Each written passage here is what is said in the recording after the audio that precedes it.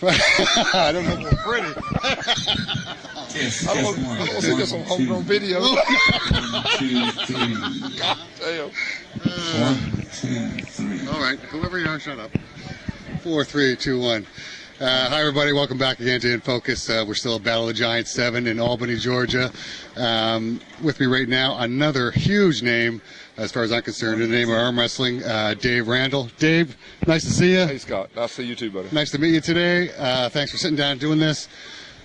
First of all, you pulling today? No, I'm just reffing. You're just refereeing today? Yeah. So a little birdie whispered in my ear that maybe you and Ron should have a match, best 2 out of 3 Somebody said or something. we'll be playing around. You know, we practice so much together and stuff, and you know, we might get up there and pull some. You never know. Okay. Ron likes to pick on me. Ron likes to pick on you. Yeah. Okay. Sure he does. Just give me a little bit of a background about you. How'd you first get interested in arm wrestling? I always liked it in high school and stuff, and then I met run into Burt Whitfield, Johnny Walker, and them guys at what used to be a monster arm wrestling thing with a weird machine with some handlebars and all that stuff. And anyway, I run into them. Burt invited me over to practice. Been pulling ever since. So how long ago was that? That was November 1984. 1984. So Yes, yeah, you weren't around just yesterday. What's up, buddy? Hello. That's almost pretty good. We're popular. Yeah. You know what? For the most part, though, we're big enough and ugly enough that ain't nobody going to argue That's anyway. right. Yeah. Good on. Yeah, that's right. Okay, so 84. So 80s and 90s. So how did you do? Pretty successful. Well, yeah, I won my first nationals in '86, and won my first worlds in '86, and I don't know, had a good time. Been enjoying it ever since. So what keeps you motivated? What's the drive to keep arm wrestling? And I enjoy the competition. You know, I've took a lot of breaks, and I don't train as hard as a lot of guys. I do bench press contests. I do a lot of powerlifting like that.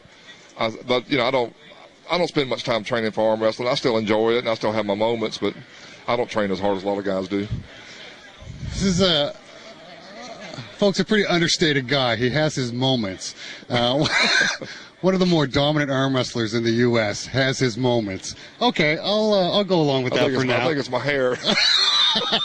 I will say I love this man's hairstyle. Yeah, we got our haircut the same place. Even though he's from Canada, we go the same place. Actually, so today you're refereeing. Yes, sir. Maybe you and Ron will play around a bit. Yeah, we probably will. Yeah, and Ron already told me that if he wins, I'm allowed to film it. If he loses, I'm not allowed to film it. That's right. But I don't think it's going to be a real serious match anyway. I've been trying to get back into top rolling some. I've been shoulder rolling for so long. I used to top roll, and then I got out of that and started shoulder rolling, and now everybody's picking on me, so I thought I'd top roll some. So I'm not trying to do that and look kind of goofy up there, but, you know, I don't know. We'll see what happens. Okay, so what's the next for you? What are we going to see from you next? I'm thinking about going to the Nationals down in Palm Beach. There's a lot of guys out there, you know, like to try to get in the class with them. You know, I think I heard that Tim Bresnan was going to. He looks like a real strong guy. I mean, I had never met him. He seemed like a nice guy. Seems strong as ox. I know Rick Lucas has come back. I met Rick years ago. Never did compete against him, but man, he looks like an animal. Woo. Yeah. And you know, just go see what you can do. I mean, what the hell? I'm almost 52 years old now. About washed up.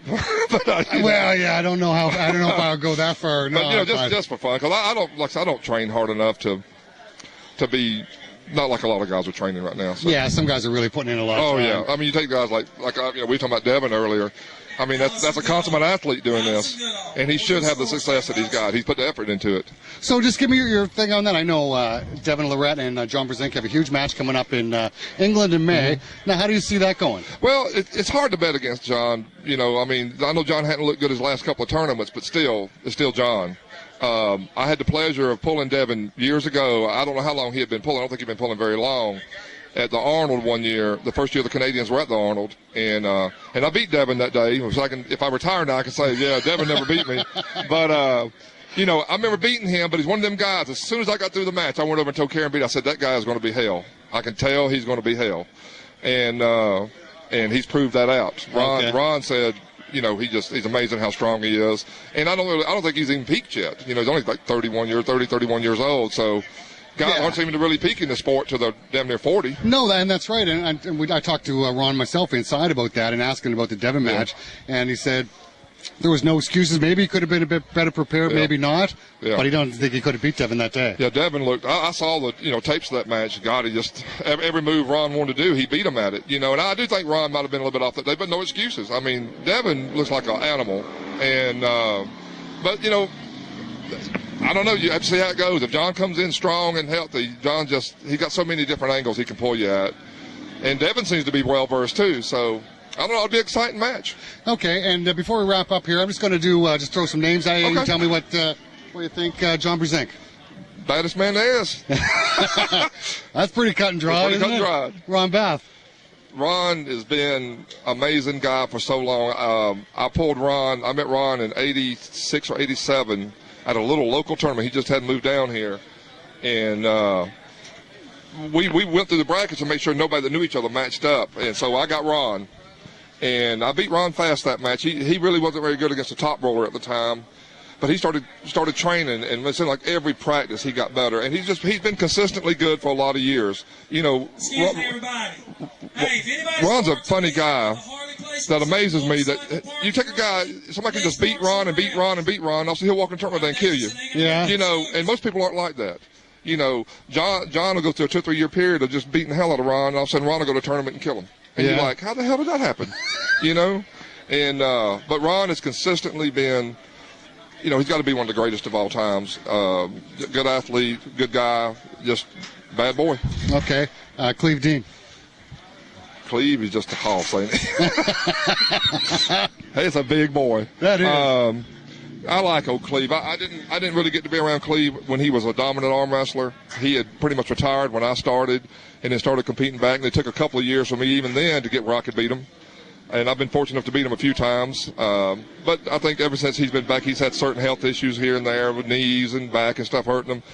It still seemed like if he was 100% healthy, good arm and everything, it'd be hard to beat. It's just so much hand, but. Yeah.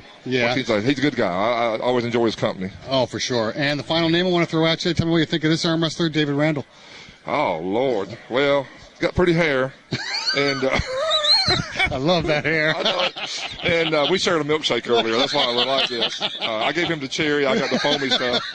But I don't know, man. I've enjoyed my time here and enjoyed meeting all these people. And some guys you get upset with and compete against them. But all in all, I have no regrets about the business. Sometimes I do wish I had to train harder and really seen what I could do. But I've had my moments. It is what it is. It is what it is. That's right. All right, Dale. Look, I appreciate you. Thank you, sir. Stop and doing that. Thanks very much. All right. And we're out again.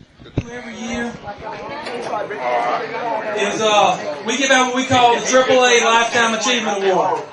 And what we do is me and Miss Karen very much consult and talk and see who's really put a lot into this sport and does a lot for the people in this sport. There is one individual who's a fantastic person. I've known him for about 9 years. He has always helped me any way he could when I asked him to, and everybody else. He's taken a lot of time to talk to people. Mr. Dave, could you come here just a minute, please?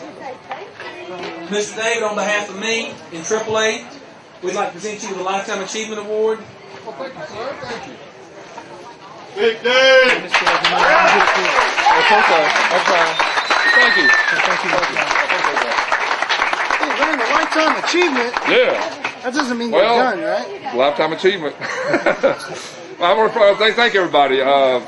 More than I've helped anybody, they've all helped me because I've always enjoyed the camaraderie and stuff that we've had with all the guys that I've met here. That I see some of these guys once a year, and it's like we've been buddies forever. So to me, I've been a lot more enriched than I've enriched anybody else. So I appreciate it. Thank you.